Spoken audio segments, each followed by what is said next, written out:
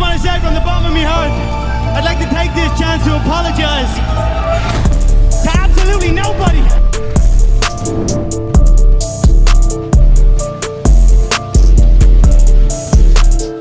So at the end of the season, getting closer to the trade deadline, free agency, draft, I always make sure I turn on my Woj notifications on X. And sure enough, I'm working on other content. The bomb drops. JJ Reddick is the new coach of the LA Lakers. We already knew this is where this was headed. All right. When LeBron and JJ sat down, Mind of the Game podcast, drawing up X's and O's, situational stuff, talking about different terms, different offenses they like, sets they want to run for who and why. We already knew he was going to end up being the coach. That was completely an audition without it being an audition, because that would be considered tampering, because the Lakers didn't fire Darvin Ham yet. All right, so they're probably going to get investigated. That's not even going to be a second thought. They're going to investigate the Lakers for tampering with JJ Reddick. Now, if they want JJ Reddick to be successful at this job, they're going to have to give him time. They're only giving him a 4-year deal. They gave 6 years to Dan Hurley and he left that on the table. JJ Reddick gets 4. This is going to be more than a 1-year, 2-year thing where if he doesn't make the playoffs, if he's only in the play-in, you give him the boot. That is not how this is going to work, especially when you have LeBron's guy in there now at the helm. If it's the guy that LeBron wants there, you let it ride until LeBron says otherwise or until he retires. And look, let's talk about this perspective first. The Lakers' job is a lot of pressure. It's a lot of aspirations, championship culture there. There's a lot of expectations every single season. I think JJ Reddick can handle that, considering the fact that he is, at one point, was the most hated player in the country, playing for the most hated school in the country. I mean, I don't know a bigger target that you can have on your back than JJ Reddick playing for the Duke Blue Devils. So I think he can handle the pressure of that. The other thing that he may have to get accustomed to, all right? Him and LeBron James are friends right now.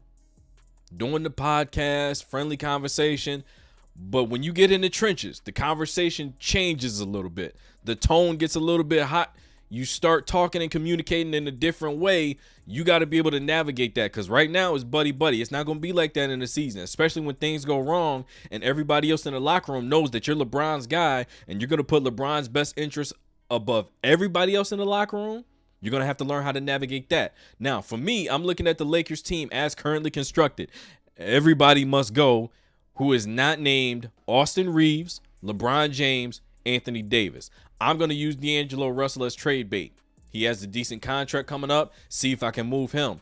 There's 3 names that I'm going to throw out that can help the Lakers at least make this a playoff run, maybe get to the second round.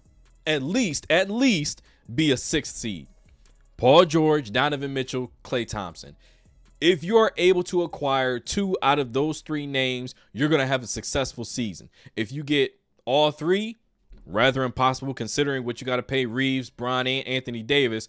Contracts isn't gonna work at all. All right, so if you can get Klay Thompson, let's say you can get Klay Thompson on a smaller deal, and then you get Donovan Mitchell, you trade him for D'Angelo Russell, maybe some picks here and there. You're gonna have a successful season. The thing about the Lakers is they need guys that can play defense. They need guys that can shoot. They need guys that are going to be able to handle the ball in late game situations to where LeBron and Anthony Davis don't have to do it every single game. And Austin Reeves has shown flashes, but I don't think he's ready to handle that responsibility. Get Paul George. He is the primary target you need to go after. He's already in LA.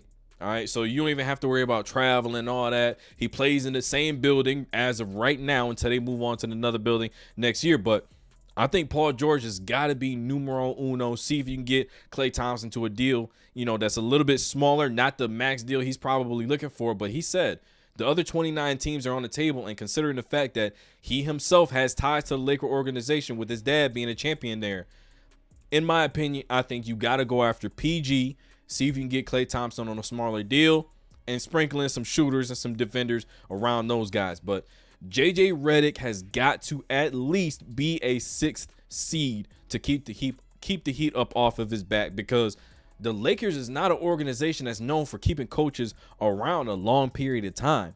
Darvin Ham had 2. I mean, Frank Vogel, he had 2 years and he got a championship in one of them, and they got him out of there. So the amount of time that he has to work with is not a lot. That 4-year deal is fool's gold. You don't have 4 years. You have right now. Do what you need to do. Get this team in order. Right the ship. LeBron, Anthony Davis, get them some help. Austin Reeves, keep him. Rui Hachimura, he's on the table too because he's a guy that can score, defend, rebound. There's a lot of different teams that could use his services. So you pair him up with D'Angelo Russell, add in some picks. You can make a run at Paul George. Paul George has the same situation Chris Paul had ways back. Okay, Paul George, you're going to leave.